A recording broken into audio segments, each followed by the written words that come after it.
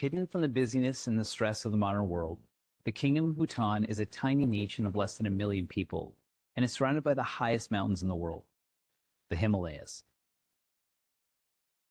Sometimes the constant pursuit of success can feel like a never-ending race, and since we're always focused on our future, it's easy to miss the present moment.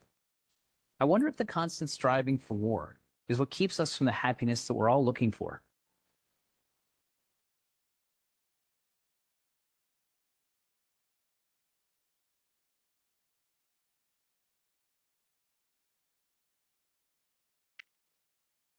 I'll never forget looking out the airplane window and seeing the high peaks of the Himalayas.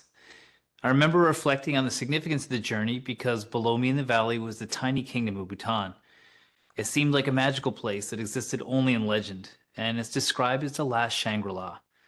But getting there is a challenge. There's only about 8 pilots in the world who are certified to land there, and you also need a lot of help to get film permits to film a documentary in the country. So imagine this if you can. We begin our descent and start to maneuver through the mountains. There's calming Bhutanese music playing in the cabin, but that didn't ease my anxiety, and I'm not even a nervous flyer. But this flight was really unique because when you start your descent from 20,000 feet, you have your high altitude clouds replaced by rock faces and trees, and they flash by your windows. And you have to struggle to fathom just how big these mountains actually are. But when I put my apprehension of the landing behind me and put it in perspective, I knew that waiting for me in this happiest kingdom on earth was a journey that would make it all worthwhile. This trip to Bhutan wasn't just one of curiosity, it was deeply personal to me. So to understand why I went there, we have to go back in time so I can introduce you to my father and a promise that I made to him. He was a remarkable man, a modern-day Indiana Jones, alternating between his roles as a highly educated geological consultant, prospector, and a loving family man. I remember hearing about the story about how he met my mother at UNB after he moved from Colorado to New Brunswick. He stood out in sleepy Fredericton because he had a Stetson cowboy hat, a Hudson Bay jacket, and leather muckluck boots.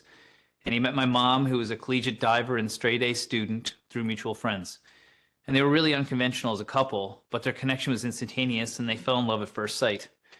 And you might think it was his adventurous spirit that she fell in love with, but she'll say it was his gentleness and his kindness that won her over. Now, he was the most supportive father I could have ever asked for. He guided me in life with a constant encouragement that always accompanied my ideas. And I think most of the time he held back practical advice to preserve my enthusiasm. He never ceased to amaze me. He was constantly pivoting between working on home projects or drawing geological maps by hand that belonged to museums, or finding ways to recycle and repurpose materials. He was years ahead of his time for environmental consciousness. Now, unlike my mother, whose entrepreneurial spirit thrived in this formal setting, he undertook consulting projects and would leave for Albania for 2 months or set up a prospecting camp in King Bay in Northern Ontario when winter broke. I remember as a kid, there was excitement when he would come back from his trips. We'd develop his film. It was a little throwback to our analog childhood. And I spent a ton of time in his company. He wasn't only my father, but he was my best friend and someone who I shared every piece of news with daily, even when I lived in other parts of the country. But then one day, everything changed. It was during my early 30s when my father's health began to decline. He began to slow down and was plagued by a persistent stomach pain that refused to ease up. He was given an initial diagnosis of bladder cancer that really scared us, but the prognosis for recovery was hopeful. But soon after, our hopes were shattered when we discovered that the primary source of his cancer was the pancreas, and it was metastatic. Now, for those of you who've never experienced this disease, I hope you never have to. It's one of the most fatal of cancers, and even though it's relatively rare, it's considered the 4th leading cause of cancer death, and cancer treatment for it hasn't improved in 20 years. In the face of this cruel reality, my father fought each day, and he battled for 8 painful months. And throughout it all, because I was here in Newfoundland finishing my PhD, he shielded me from the full extent of his suffering. So not long before he passed, I took a trip home to visit him. And at this time, he could still spend quality time with me. And we sat quietly outside in the sun, overlooking our backyard, which he had cultivated for decades and had held so many great memories for our family. And I knew my flight was leaving in about an hour, but I wanted to make the moment last. So my hands were fidgeting and I was confused on what to do, knowing this is likely one of the last times that I'd ever see him. His eyes teared up and he grasped my hand. And I remember looking down at his fingers. His hands were strong and weathered, even in this fragile state. And it brought me out of my thoughts into the present moment that I've been avoiding. He stared at me and he said, "You have to promise me something when I'm gone." And there's this permanence to his words. So, of course, I responded, "Whatever you want." And he stopped for a second and he said, "I want you to find happiness." And he squeezed my hand and smiled. And it was a moment that I'll never forget. And I saw something incredible about him as a human that day. And that was the ability to appreciate that any moment holds the opportunity for beauty, even one as sad as a goodbye. Now, that was my last face-to-face conversation I ever had with my dad. His condition quickly deteriorated in the weeks that followed until one day my mom called me and urged me to rush back to New Brunswick. And I arrived in Fredericton that afternoon as my dad's body began to fail. His brother, my uncle, had arrived the same day. And I feel like it was our presence that offered him the opportunity to say goodbye and the permission to move on. In those final moments, as his life slipped away, he looked at me and remembered the promise that I made him. And at first, I found it a bit puzzling. I thought I was pretty content in life. I had a fulfilling career and was in a long-term relationship. I was close to finishing my PhD. And in business, I was quite successful. But his passing left this enormous void in my heart. And when I turned to the people in my life outside of my family that I considered closest, I found I was very much alone. In the next few years, I started to take a period of introspection. It was a time when my understanding of my relationship with others in the world and the importance of balance in life and my very definition of success underwent a really radical transformation. I ended my long-term romantic relationship shortly after, getting home from the funeral. And within 12 months, I realized my business partnership wasn't working either. So I bought out my partner. And that's when I started to surround myself with people that were genuinely supportive. And I began to realize that my father's request hadn't been made lightly. It was the culmination of years of withheld advice that were masterfully surfacing in a moment that ensured that I listened. Now, my parents were never short in offering solid advice, just like my mom. Mike's father, John, had pancreatic cancer, and anyone facing a terminal illness begins to reflect on their life. And we had had a great deal of happiness in our lives. We had been very blessed. And he encouraged Mike to find happiness where he could, that life is short, and you realize that when often you're faced with illness, and it's important to experience life while you can. And happiness is found through life's experiences. So if you ever found yourself in a strange place, be it Mike or anyone else, you would find yourself in a position where you weren't afraid to try something new. And it's when you try those new things that often life gives you the biggest surprises. It's been a decade since I made that promise, and that brings me back to the story of landing in Bhutan. So after the plane did like a 90-degree turn into the valley, so where the Paro Airport was located, and quickly leveled out, we got our bearings and exited the plane. Now, we had arrived in Bhutan via a 40-plus degree New Delhi, so we were immediately hit by a refreshing breeze from the mountains, and I'd never been so happy to see my breath. And I don't think I'll ever forget how clean the air was that morning. Another stop. This time we can see our breath. It's not 40 degrees, it's 5. We landed in Bhutan, and we had a long night. Nice clean air, but it's beautiful. This is the nicest airport I've ever seen. Woo. Let's do it. So we collected our bags and we were greeted by our guide, whose name surprisingly was Karma. He was wearing traditional Bhutanese attire like most of the people in the community, and I'm going to do my best to describe him properly. He was well dressed and fit. His hair was neatly trimmed into a brush cut, and he always had these polarized glasses that were swinging around his neck, and he sort of emanated this air of readiness that came from his military background, but he also had one of the best sense of humors I've ever encountered. And Karma lived up to his name, and we learned a lot about the country and its people from our interactions with them. He has this natural ability to create connections and spread joy and share humor, and this also helped rejuvenate us and counteract the fatigue of our trip, remembering that at this point, we were on our 3rd week of travel and in our 4th country, and we also had 5 red-eyes. So we had come to Bhutan because it stands alone as this country that measures its progress in part with a unique system called the Gross National Happiness Index, or GNH. Now, we all know GDP, or Gross Domestic Product, but here they value happiness over economic growth. And Bhutan is committed to balanced development, cultural preservation, and social unity. They don't just look at material growth, but they look at the richness of human experience. They're officially devoted to advancing happiness, and no policy, no project or initiative gets the go-ahead without it satisfying these requirements of gross national happiness. Now, our first stop was to see how a lot of the Bhutanese men spend their weekends in Thimphu. Now, this is a city that seems suspended in time. There's architectural traditions that incorporate intricate woodworking, ornate paintings, and traditional roofs, and the buildings are these huge white-walled facades. The streets are also pristine and the air is extremely clean. And this is a testament to Bhutan's status as the world's only carbon neutral country. We drove through the city until we arrived at this really large field. Now, the archery grounds are a special epicenter where teams of men engage in friendly competition. The targets are 200 meters apart, and the archers have to hit them with their traditional bows. So, no crazy compound bows with sights, just pure skill. The opposing team at the target teases and jokes to their competitors shoot, and somehow they tend to hit the bullseye a lot. Karma told us how participants sometimes deflect arrows with their clothing, which seems really dangerous, but apparently an arrow wound stings less than defeat in Bhutan. Now, at this point, I was less than 2 hours into my time into Bhutan, and I'm staring across an archery field and completely awestruck. There's dozens of archers on the field, and they've got colorful clothing that's so different and unique. And I begin to realize that this place is one of the most impactful social experiences that I'm ever going to have in my life. The archers really welcomed us, and Karma directed us to film as he bantered with his friends and colleagues and commentated on the competition. And after one of the arrows hit the mark and the other players hit the target, they perform a dance called the Lang Show. So they pause the game, and in sync, they begin to sing and dance with their bows in the air. They move back and forth like a well-choreographed touchdown dance. And they end by saying, wahoo, wahoo, wahoo. Now, it was really interesting to witness archery because it offered me a glimpse in the Bhutanese people capacity to cherish even the smallest victories and foster community bonds and embrace life's joyful moments. The whole time Karma was there being an energetic participant, he celebrated along with his archer friends and invited us to join in the final chorus of wahoos. The next thing we did was we visited a market and learned all about local foods and then continued to the center of town. And there was kids running around everywhere since school had just gotten out for the day.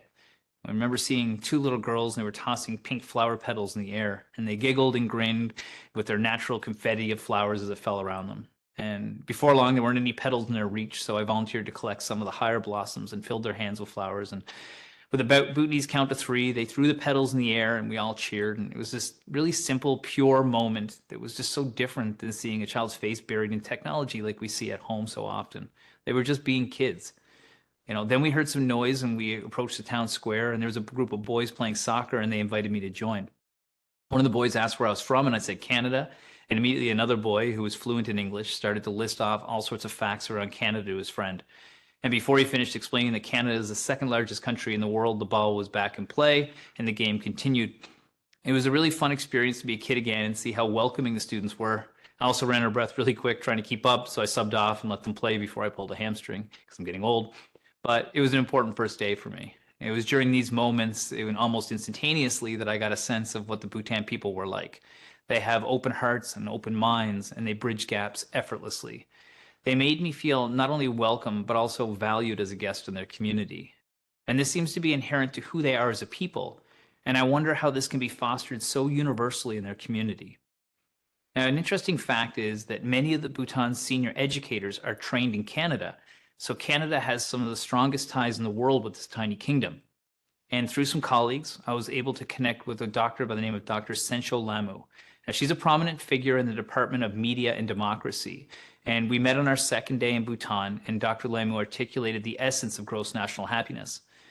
Now, gross national happiness is multifaceted and has different pillars, and these principles emphasize a holistic approach to encompassing spiritual, social, cultural, and environmental dimensions. And this comprehensive perspective, which Dr. Lamu has been a major force behind, of note, her PhD was actually in the subject, mirrors Bhutan's commitment to harmonizing progress with cultural heritage and sustainable resource management. This, at least in my experience, is unique to societal advancement. But happiness for us is a more holistic measure of development. Having said that, we don't mean to say that, GDP is not important. GDP is equally important, but it is just one indicator of development. There are other non-economic aspects to life that contribute to our happiness. And I think culturally, we recognize the dangers of using GDP alone as a measure of development, because if that is the sole indicator of development, I think it would be difficult to have more sustainable way of life. Now, if I was to summarize how Bhutan's unique approach to GNH, or gross national happiness, fosters well-being and happiness at both the individual and societal levels, I'd say this. It focuses on holistic well-being by incorporating a framework that emphasizes a more balanced sense of well-being that goes beyond material wealth. It considers factors like mental health, cultural preservation, environmental sustainability, and community togetherness. And this creates an overall better life experience for their citizens. It also prioritizes cultural connection and acknowledges the importance of cultural heritage and traditions in promoting happiness. This aspect enhances the sense of belonging and pride in citizens that contribute to their overall happiness as well. Now, the community also has a shared set of values that focus on compassion, kindness, and spiritual growth.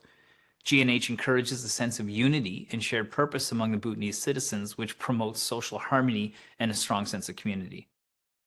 Really important to me is that they live in harmony with nature. It still maintains the title as the only carbon neutral nation in the world, and it promotes sustainable practices. This allows the citizens to live in harmony with the natural world, and they embrace a sense of mindful progress. Instead of solely pursuing economic growth, GNH encourages a balanced approach to development. Bhutan's mindful progress considers the impact on well-being, ensuring that advancements they have benefit all aspects of life and don't compromise happiness of its people. Now, even the Buddhist religion focuses on moderation and walking the middle path. The story of Buddha himself is about a prince who had everything material you could ever want, but gave it all up to have a real human experience, including sufferings that he never would have experienced otherwise. And this is like the saying that there's no mountain without a valley. And this concept of having hard times making you appreciate the good times really resonated with me, especially given the reason for my visit to Bhutan. Now, more than anything, they seem to harness the power of genuine human connections. The Bhutanese people embrace these philosophies with a uniform fashion, not because they're political, but because GNH actually helps everyone. It's really different than many of our communities in the West, where we seek to divide based on what makes us different. Now, after our interview with Dr. Lamu, we headed to a famous memorial stupa where people gathered, and I was able to have a really special experience.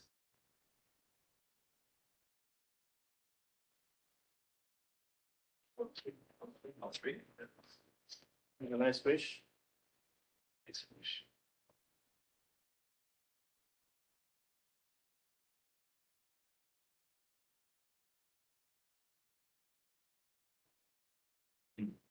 What else?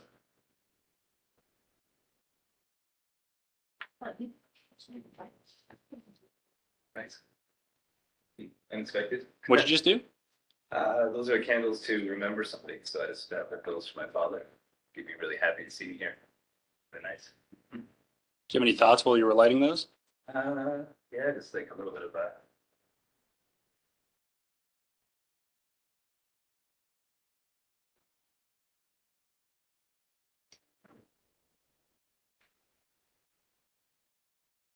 I think it's really lucky to be able to do this and to have this opportunity. I think a lot of people get a chance to do that. And I'm really grateful that even though that happened, it sort of put me on a different path to be able to find stuff I never would have before. I wouldn't have realized that at the time. I'm grateful now.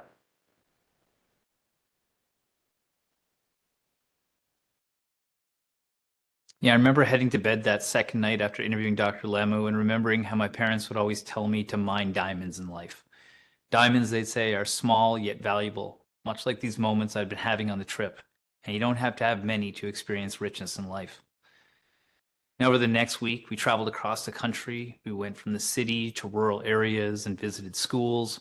We went through what's called the Dochela Pass, which is the highest pass in Bhutan, and saw the highest unclimbed mountain in the whole world. We walked across suspension bridges and visited fertility shrines and spent the day on a farm, and I learned from the community about their way of life. I even tried archery for myself.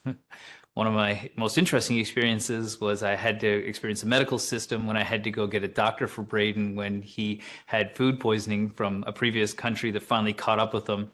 And it just so happened we were staying on top of a mountain, of course, which is really tough to get doctors to. It was good for video shoots and views, but not so great for getting a doctor up there. But these were all experiences that we had that were really enriching and something I'll always remember. But as my visit to Bhutan neared its end, my final destination was in Paro, and it's a place called the Tiger's Nest, and it's the revered birthplace of Buddhism in Bhutan. So to reach this sacred site, you have to embark on a journey up 11,000 feet. And to make it a bit easier, with our sea level lungs, we decided to take a few small horses. Now, ironically, the horses like walking on the 2 inches of the trail on the edge that is like right above a drop of several thousand feet, and their torsos are so wide it looks like you're actually flying. So it was pretty unnerving a few times, and I was like almost pushing myself up and jumping off, but my lungs remembered how hard it would be to walk up that mountain. I stayed on the saddle. We had to walk the last 2,000 feet, which wasn't so bad, but it was definitely taxing. But there was lots to keep my mind occupied. There were prayer flags all along the trail, which made the sense of the surroundings very spiritual and calm. And behind me was Karma. He was always strolling with his hands behind his back, and he was whistling a traditional tune or telling a joke as we hiked. And the night before, as I was lying in bed, I had a realization and wrote a letter to my father. It was a thank you to be left at this location. It was a note that expressed my appreciation for his request that I find happiness. Now, almost daily, I think about the things that I'm truly grateful for. I have a sense of peace that was absent in my younger years. I'm grateful for the opportunity to go on these incredible adventures and to be able to share them with people like you. I have an unbelievable friend network, and I work in an amazing institution and collaborate in my media work with some wildly talented people. And I truly love my family and community. I have an incredible partner and wife, Leanne, who challenges me to be better every single day. And these are the things that were absent in the past. And I know my father asked me to find happiness, and now I know why. And it's quite the task to be able to parent somebody even after you're long gone, but he has. Traveling to Bhutan wasn't a quest to find happiness, but more of a catalyst for the realization that I'd already found it. It's not something that can be achieved externally, and it always seems to reside within us. We just have to learn how to tap into it. And reflecting on the people that I've interviewed on the radio as well as during this show's filming, some of these people have faced unimaginable challenges, but it seems the people that are the happiest are the ones who have focused on finding those diamonds. Their road is sometimes the most challenging, but they seem to find the beauty in it. Now, if we can search for what matters in our daily lives and learn to foster a positive and fulfilling experience, then every day can contribute to our happiness and our well-being. The first thing we can do is try and cultivate gratitude and have self-reflection. We can dedicate a few minutes each day to reflect on things that we're grateful for, much like I did when I wrote that simple note to my father. We can be sure to embrace connection. We can prioritize spending quality time with our family and friends and loved ones, and we can engage in meaningful conversations and listen attentively and share our thoughts and feelings. My father always said, don't sweat the small stuff, and it's all small stuff. And he faced terminal cancer. While challenges are bound to exist for people, fixating on them can magnify their impact. Instead, try and adopt a solution-oriented mindset and resist the urge to excessively ruminate on our difficulties. Another thing we can do is engage in acts of kindness, like incorporate acts of kindness into your daily routine. This can be as simple as holding the door for someone, complimenting a colleague, or volunteering at a local charity. Acts of kindness not only benefit others, but they also contribute to our own sense of well-being. And one of the most powerful things I've ever done is to pursue personal passions. Dedicate time to engage in activities that bring you genuine joy and satisfaction. And that could be a creative hobby, playing music, reading, or any activity that really resonates with you, because pursuing passions can provide a sense of accomplishment and happiness. My time in Bhutan gifted me with a lasting insight into what finding peace in your life means. I learned to appreciate the beauty of simplicity and the significance of walking the middle path in search of happiness. I also realized the power of shared values within a community. Just like Canadians are known for their kindness and their friendliness, which is nurtured by our shared value of this trait, the Bhutanese prioritize happiness and they wholeheartedly embrace it. Now, if we could collectively foster a vision of health, placing it at the forefront of our consciousness, I feel like we too could become an important value within our culture. I came to Bhutan to witness firsthand the prioritization of happiness, and what I discovered is the choice to value it lies within each of us. However, there is this undeniable strength and joy in being surrounded by other people that share the same perspective, basically a community united in the pursuit of a common goal. I don't think I'm ever going to forget the teachings of this hidden kingdom in the Bhutanese people. Traveling to their Shangri-La was one of the greatest privileges of my entire life. But it wasn't there where I found happiness. That came from an exploration of myself, an introspection into what really matters, and a decluttering of what doesn't align. Happiness isn't something you can find. It's an appreciation for something that we already have. Thank you. And thank you to Mike for what a touching and personal and fascinating session. Thank you for sharing those stories with us. Before we jump into the Q&A, I want to take a couple of moments to thank our sponsors for today. Johnson Insurance is now Bel Air Direct, and they continue to offer specially designed policies and preferred rates on home, auto, and travel insurance for Memorial University alumni. We're grateful for Bel Air Direct's ongoing support of our students through work programs, graduate hires, scholarships, and more, and we encourage you to reach out to them to learn more about Bel Air Direct group rates. Manulife now provides alumni with the option for new or supplemental life, health, and dental insurance. Explore the recently added program on the MUN alumni website. Now, let's jump into our Q&A. So people know I'm going to remain off camera and direct the questions to Mike. You'll still hear my voice, but the focus is still going to be on Mike for the remainder of this session. In 1 moment, I'll pull up the Q&A. So we have a question here from Blanche that's asking, how do they measure happiness? It's interesting. They have a government and GNH division of the government certified sort of testing protocol that they use, and they survey the population both in the rural and the more urban areas, and they look at all these different dimensions. So there's actually like over, and I'm going to get this number wrong, but like 76 dimensions of well-being and happiness that they look at within it, and they're all based under these sort of different pillars within the GNH aspect. So they look at all these different factors associated with it, and then they're able to determine where they need to place their emphasis in the community. So for example, one of the things is when it comes to their power, they're really well known for their hydropower. They provide a lot of power to India. But they only put initiatives like that forward if they know it's going to help the environment or help the people and keep them from having coal or things like that that could possibly impact their community in a negative way. So they take this very broad perspective and they look at how happiness is integrated to almost every aspect of their government, and then they survey people, and then from there they sort of make their decisions and work on education and policies that fix up areas that might be a little low. And one of the things that's interesting is that it was initially this concept came from their king.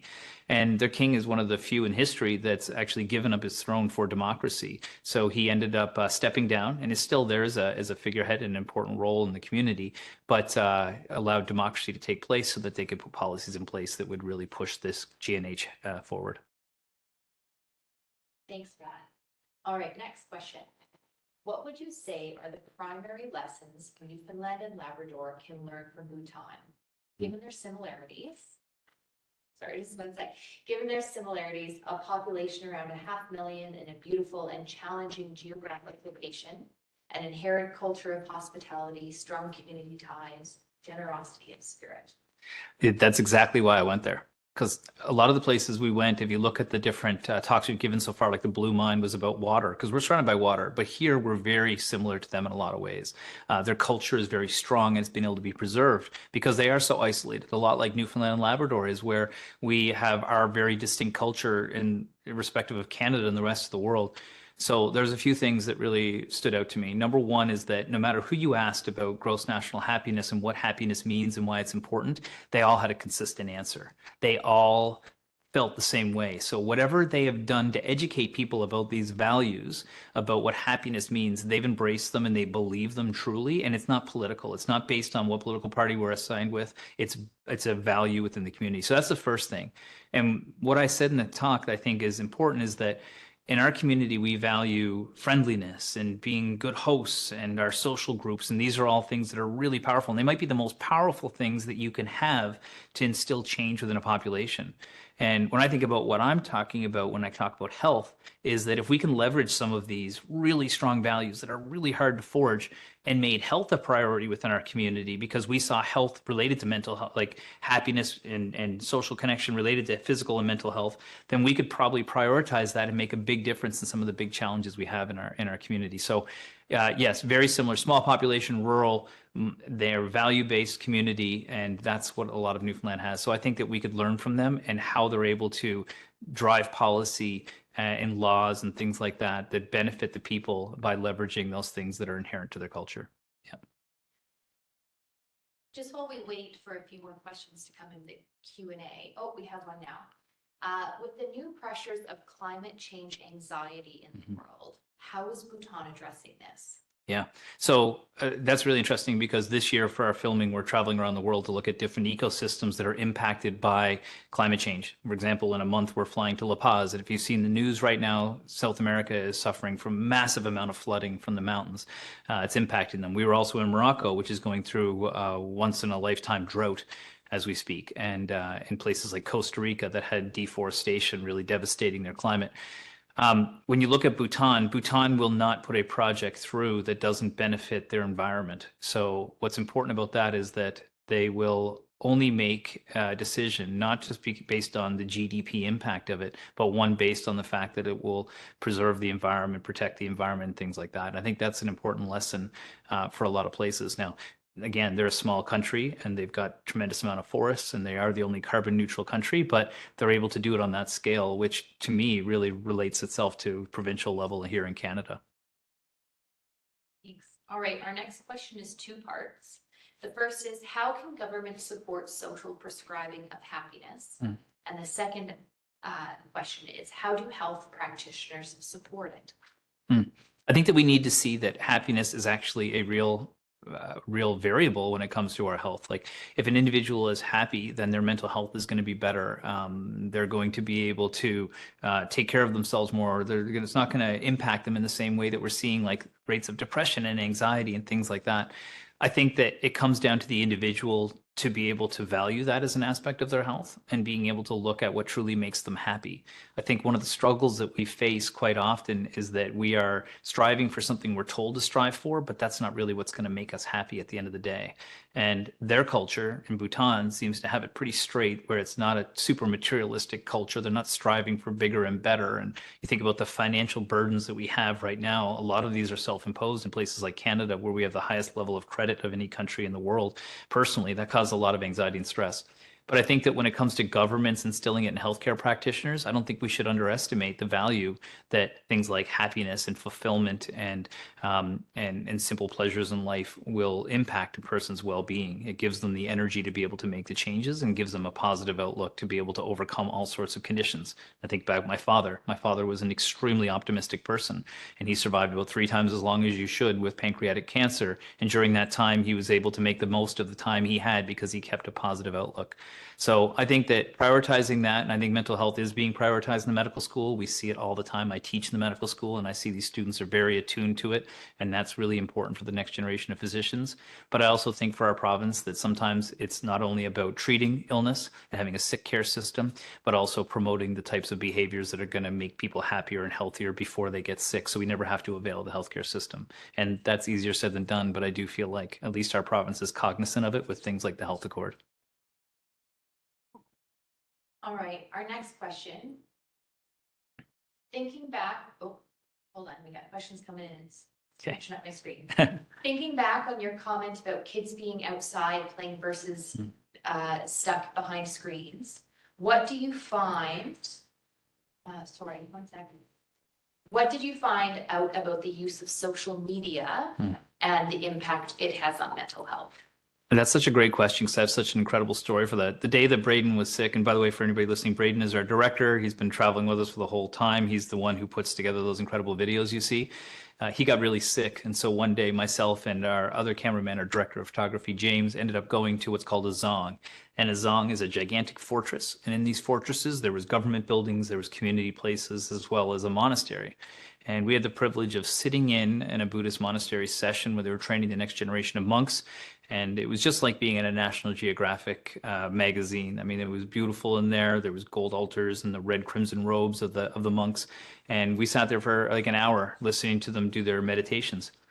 But when they left, everybody funneled out and we decided to walk around the zong to see the rest of it. And what did we see? But the monks were on their phones looking at social media as soon as we got out. And for me, I was like, wow, it's really gotten everywhere. I'm friends with like 3 Buddhist monks on Facebook now, which is great. It's able to connect and send them copies of the show and things like that, which is fantastic. But the reality is, the digital world is changing the way people interact. And one of the interesting things I heard recently was that when we were kids, even I'm a Gen Xer, born in 78, we had to fight boredom. We had to find creative ways to keep occupied. And these days, children have to find creative ways to not stay occupied, to find things not to be busy with by staring at their devices.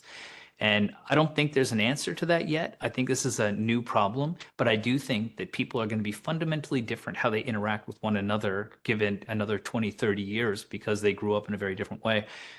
There are some really great in people out there. There was a woman I had on my radio show named Bailey Parnell who talks about safe social behavior for children. But in general, I think that it is permeating through our culture.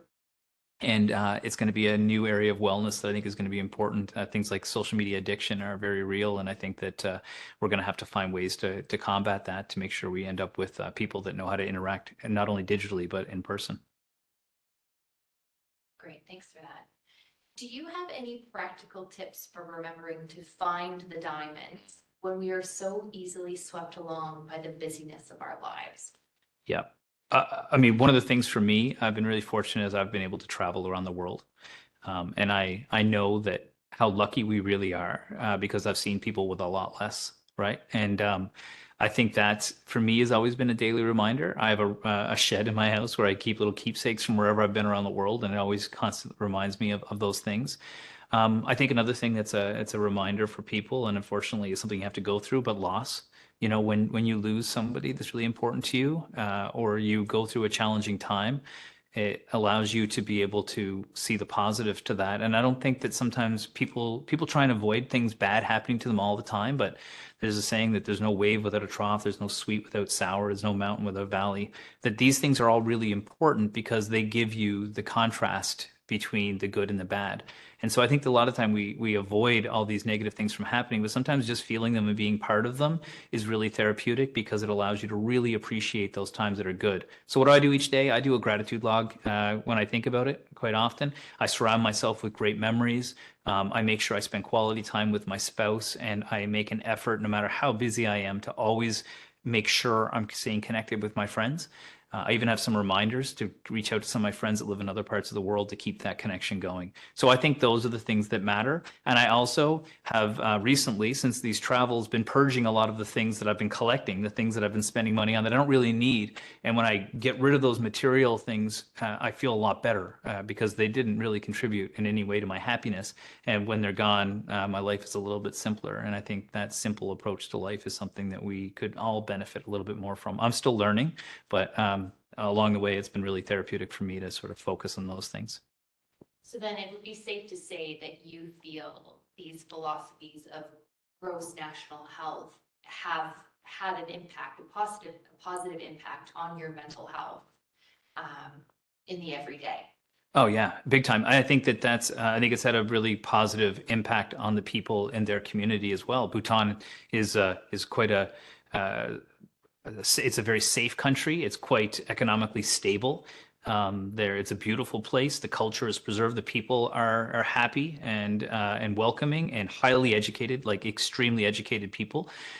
They've got a lot of things that are really working well for them by prioritizing happiness, and they didn't seem to fall short of any sort of economic milestones. Of course, they aren't the same as a wealthy country like a first world country like ours, but they're definitely a place that was comfortable to go, and they seem to really value things, and I think that's something to be said. I think that we have the benefit here when we go to these other parts of the world. We don't want to aspire to be them because we have so many other things that separate us and make us special in our own way. But we can take little snippets of what makes them special and apply them to what we currently have. We've got an incredible medical system, and the fact that we've got highly trained physicians and we've got access to different resources that a lot of less wealthy countries don't have. But sometimes we do lose a little bit of sight, at least in my perspective, my opinion, when it comes to some of these other intangible benefits like gross national happiness. So I think that, incorporating these things and learning, these are all things why I went to go, so that hopefully when I talk to people and try and interact with my community, I can impart some of this and maybe it'll make a difference. Great, thanks for that. Okay, next question. Regardless of the winter weather in Newfoundland and Labrador, what would you recommend in increasing recreational opportunities for everyone? For example, integrating bicycle routes. Yeah. So ironically, one of our episodes, we're going to be leaving in 10 days from today. We will be in Norway, and we're going to be looking at a concept called Friluftsliv, which means open air life. And as opposed to our community, which tends to see the weather as a reason not to go out, they see it as a reason to go out. So we're going to be experiencing all different forms of outdoor activity in Norway, how they embrace it in their culture, how they really, it's like the most wonderful time of the year for them. And I think that we could learn a lot from that because it's a very similar culture in a lot of different ways. So that'll be something that we'll be able to share with you next year. The specific answer of that is I love the outdoors. I love the winter. I just dress for it appropriately. And I had a really lucky upbringing where I was exposed to things like skiing and snowshoeing and stuff as part of my upbringing. But yeah, we'll be able to share that in depth next year when we get our show finished from our Norway episode. We'll have a 2-part episode on that, and we're going to be doing all sorts of fun stuff. It's actually one of the trips I'm looking most forward to. It's in the north. It's in the Arctic Circle. Fingers crossed, we're going to see northern lights. We get to see reindeer, meet the Sami people, and do all sorts of fun activities. That sounds like a really exciting trip that you'll have coming up for that. All right, next question. Did the idea for gross national happiness come from the leaders of the country, or was it a grassroots movement? It came from the king. And I think the king, and you'll have to correct me on this, but the general gist of it was the king was at some major world forum, and they talked about GDP, and he said, well, in our country, we measure gross national happiness. And by saying that publicly, it forced them, it didn't force them, but it intrigued them to look deeper into that concept and say, okay, if we really value gross national happiness, how do we assess it and how do we measure it? And that's where this whole field of study came from. And Dr. Sencho Lamu, who went to UMB to do her PhD, dedicated her life's work to measuring this, and now she's with Media and Democracy. So she was happy to share this with the rest of the world. But there are tons of scholars within the country that have been looking at this, and this is becoming a global best practice. This is something that other countries around the world are adopting. This tiny little country that's hidden in the middle of the Himalayas is now shaping policy around the world for all sorts of other countries that are seeing that, hey, there's some value to this. So it came from leadership, it was supported by academia, and it's being shared around the world as a best practice. And now it'll be really interesting to see how other cultures run with it and incorporate it into their policies. Okay. All right. Next question is, what sort of cost-friendly activities here in Newfoundland and Labrador do you make part of your daily life to build this happiness and support your positive mental health? Yep. Okay. So that's great. Again, something that you can tune in to see. We did an episode on sustainable farming. I have a garden in my house and where I grow my vegetables, which ends up saving me a lot of money because I like to eat vegetables. So we grow them from seed. I have a garden in the backyard, which I spend a lot of time manicuring. The other thing is that most people in Newfoundland have access to hiking trails. The East Coast Trail is one of the best trails in the entire world. You can access it from most parts of town, almost any neighborhood here in St. John's. And if you're in rural Newfoundland, there's lots of beaches and trails that you can hike in those areas.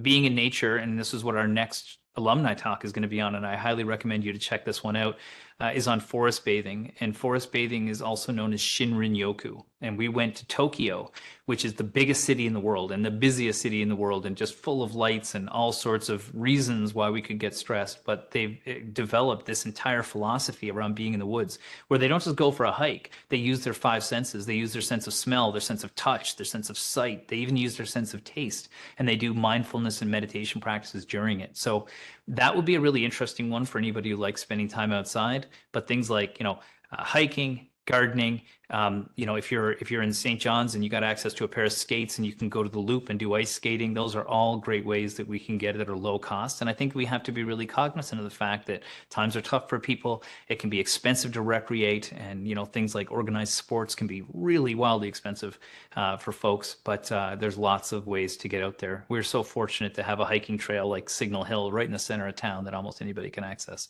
So yeah, those are just a few of them, but those are the things that I do personally. Okay. The next question I think is an interesting question. How does one know that they are unhappy? In today's busy lifestyle, it's hard to stop and actually assess this. I was oblivious that I was unhappy. I had people in my life, and fortunate enough to have relationships and people that cared about me enough to say, look, like maybe you're not so happy. Like I was working flat out. I was valuing the wrong things in life. I was missing everything. And, there's a couple of great resources, and I would tell anybody that's listening and wants a great, simple book to read. There's an author in St. John's who's a psychologist, and his name is Dr. Hassan Khalili. And he wrote a book called A Life Spent Listening. And he has 4 quadrants in his book. And he says you have your work life, you've got your health, you've got your friends and family, and you have your recreation. And those are the 4 squares in life. And you want to be right in the middle. You want to have balance between your work, your health, your friends, and your recreation. So he values recreation as importantly as it is work. And that can sometimes be really challenging when we're trying to make ends meet. And we have to have several jobs for many people in our community that are, really struggling financially. But having a balance as best you can between those 4 elements are really important. And the reason why is that quite often something happens at work, or something happens with our health, or something happens with a family member, or we don't get time to go do our recreation. We have to have other aspects in life to fall back on. And so I had my father, he looked at me and told me I needed to find happiness. And that was the last thing he ever asked me to do. So I knew there must be a reason. So I looked introspectively at it. But I think that if days are flying by and you're not having those special moments that you can think about and have those little diamonds that you mine, then you might not be as happy as you think. But I also think we have to separate ourselves from this perception of what happiness is, where everything is perfect all the time and we're doing incredible things. It's those little tiny moments, those little tiny memories of things. Like, for example, my wife and I have to work a lot, so we will be in our shed sitting across from each other with our fire beside us, just in eyesight of one another, and we're just happy to be there. And that's a little moment for us. Or going to the gym first thing in the morning, even though sometimes we're cranky when I first wake up. But those are little moments that make us happy. So we don't try and fill it with these grand, huge movie type gestures. We just try and do little things throughout life. And if you're not having those little moments, I think then you might be missing out. That's just my personal opinion. I mean, I'm not, but from somebody who's kind of been on the other side of it, I think that's some things that's really added to my life. I think that answer leads well into our next question. How do you move past the fear of letting others down in the move towards finding your own inner happiness? So you described upending your whole life to reshape your own inner happiness. What advice do you give others on their journey? Well, it brings me back to a story from our very first presentation. And there's a woman named Moana, and she joined a surf therapy program, and she had to be convinced to join it, even though she was in dire need of it. She was struggling a lot. She was a single mom trying to raise 2 kids through a very tumultuous life. And she was hesitant to do anything for herself because she felt somebody else deserves it more than I do. But by doing that, it ended up being the best thing she could do for everybody who relied on her. Because if we can't take care of ourselves, we can't be our best version of ourselves for other people. So I think that we have to get over the fact that doing something to make you better is somehow selfish. It's not. You're actually making yourself better for everybody else who needs you in your life. And that you only go on this road once. And, when you see somebody pass away, my father was only 63 years old, and he was very active his whole life. My mother is still extremely active, and so it was a really challenging thing to face mortality at that young age. You realize that life is short, right? And so and that you're the person that is experiencing it. So I think that it's not selfish. It's just being considerate of the fact that we only have this one go around, and we should do our best to fulfill it the best we possibly can. And usually by taking care of ourselves, we're going to take care of those in our life that matter most to us. So get over the being afraid to do something for yourself. I think is the biggest message. Okay. And it looks like this is our last question, unless anyone wants to pop something into the Q&A now. Do you know if Dr. Lamu's dissertation on GNH is available to the public? I know that her work is published in a book, which I have at home, and I can get a copy of that and supply that to alumni so that we can share that with people. I'm not sure how readily available it would be, but her name is Sencho, Chencho,